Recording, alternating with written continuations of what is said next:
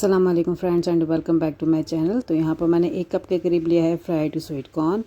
Half cup लेंगे हम कटा हुआ और छोटे टुकड़ों में कटा हुआ चॉप्ड पत्ता गोभी, और एक पूरी कुकड मैगी ली है, मतलब अच्छे से पका दी थी मसाला डाल के, वो मैंने यूज़ की है।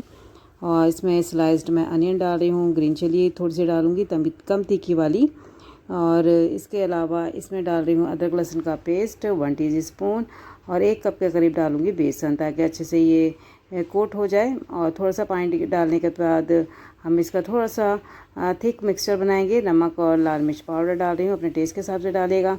थोड़ी सी हल्दी डाली है, थोड़ा सा गरम मसाला डाला है, थोड़ा सा डाला है मैंने धनिया पाउडर, और थोड़ी सी अजवाइन।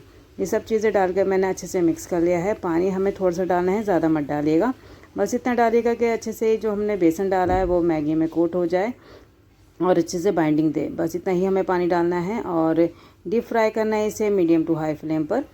और डीप फ्राई करने के बाद इसे निकाल लीजिएगा और अपनी मनपसंद डिप के साथ, चटनी के साथ या टोमेटो केचप के साथ एंजॉय कीजिएगा।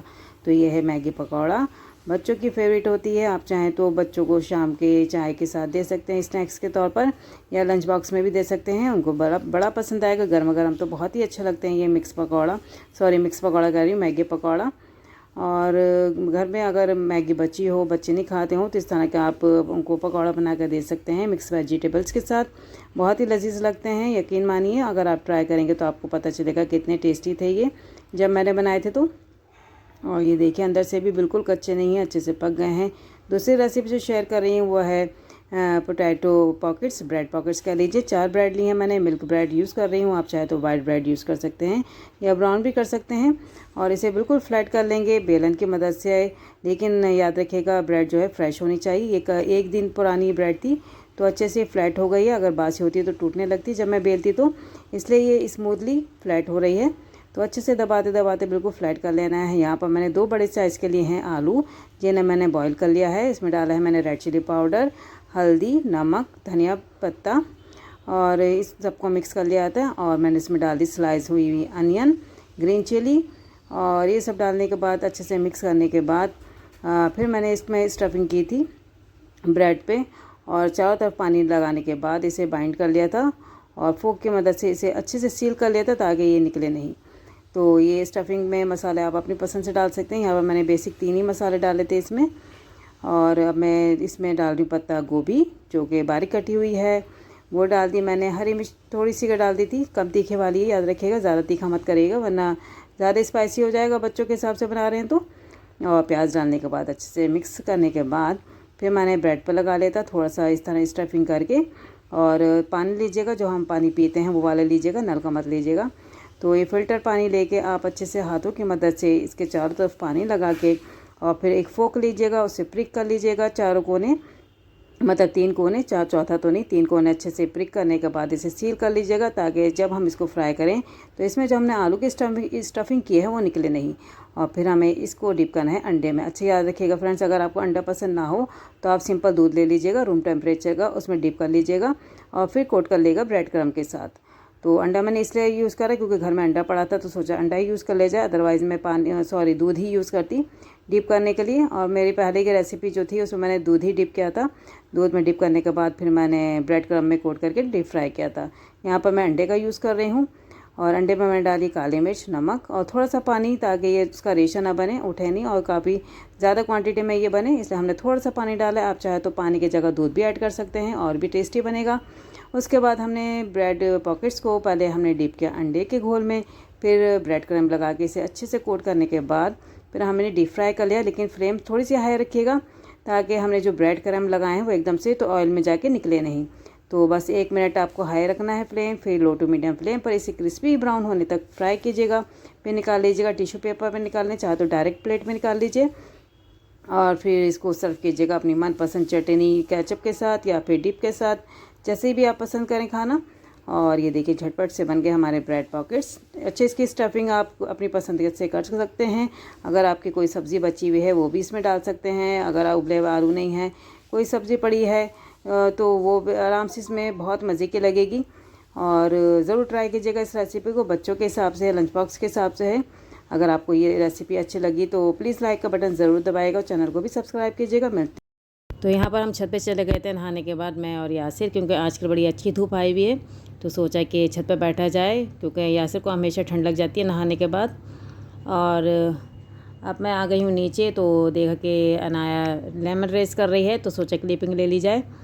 तो कुछ ही दिनों पहले इनके स्कूल में स्पोर्ट्स डे हुआ था जहाँ पर लेमन रेस हुई थी, लेकिन उसमें इन्होंने पार्टिसिपेट नहीं किया था, तो ये आज उसका शौक़ पूरा कर रही हैं। और नेक्स्ट ईयर इंशाल्लाह अगर ऐसा होता है तो फिर मैं ज़रूर दिलवाऊंगी, क्योंकि काफ़ी इनको प्रैक्टिस हो गई है लेमन मुंह में स्पून पे रखकर चलने की।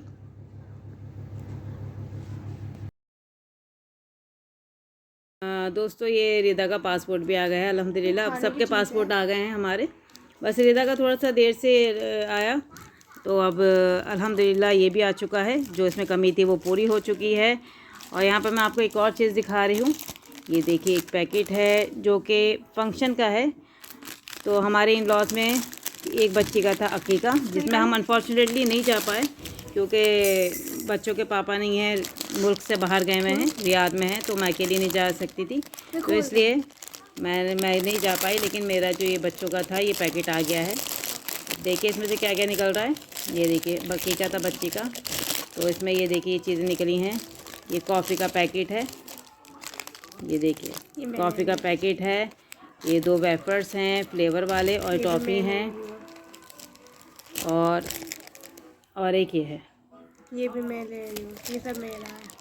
ये अनार अब ये तीनों बच्चों में बढ़ जाएगा। तो रिदा ने देखिए क्या क्या निकाल लिया है, रिदा ने क्या क्या निकाला है, मारेंगे ये मेरा ही है अनार ही मटिया का। बहुत गलत बात है, बहुत गलत। दिखाओ तुमने क्या क्या लिया है। कॉफ़ी देखो दोस्तों, रिदा ने सबसे बढ़िया चीज़ें उठाई हैं, क्योंकि ये एल्डर है अभी तो ये देखिए तीनों चीज़ें बढ़ गई हैं और यासिर को हमारे कुछ नहीं मिला। अस्सलाम वालेकुम friends and welcome back to my channel. तो आज है रिदा का बर्थडे और हम वहीं पर जा रहे हैं, मतलब बाहर जा रहे हैं लंच करने। रिदा की फरमाइश थी और बच्चे काफ़ी टाइम से बाहर नहीं गए थे, तो सोचा कि बाहर साथ में एक लंच हो जाएगा, तो बस हम वहीं के लिए जा रहे हैं। लोग रेडी हो रहे हैं, रिदा रेडी हैं ऑलमोस्ट, मदिया रबर बैंड ढूंढ रही हैं अपना, मेरा हाथ और यासिर मेरी गोद में है। बस हम निकल रहे हैं, बस यासिर का कैप लगाना रह गया, बार बार उतार के फेंक रहे थे वो। बाहर जाने से पहले हमने केक मंगा लिया था और केक कटिंग हमने घर में कर ली थी, क्योंकि इनके फादर नहीं हैं, गए हुए हैं मुल्क से बाहर, यानी कि रियाद, तो उनकी कमी काफ़ी महसूस हो रही थी। तो रिदा तो चाह रही थी कि केक कटिंग नहीं की जाए, लेकिन फिर भी मैंने ज़बरदस्ती केक मंगा लिया था और सामने ही केक कट किया था। और केक कटिंग के बाद फिर हम लोग चले गए थे बाहर खाना खाने। तो ये देखिए ये जो आप लेटर देख रहे हैं क्यूट सा, ये अनाया की फ्रेंड ने दिया था रिदा को उसके बर्थडे पर, तो लिख कर दिया था, उसको बेस्ट विशेस दी थी उसके बर्थडे के लिए। और रिदा ने भी स्कूल में जाके टॉफ़ी और चॉकलेट्स दी थी अपने क्लासमेट्स को और छोटे बच्चों को। और फिर हम चले गए थे कुंदन, और वहाँ पे जाके जो बच्चों का दिल कर रहा था वो खा रहे थे, यानी कि रिदा मदिया ने लिया था मसाला डोसा और मैंने लिया था अपने लिए छोला भटूरा, और अनाया ने अपने ली थी चाउमीन।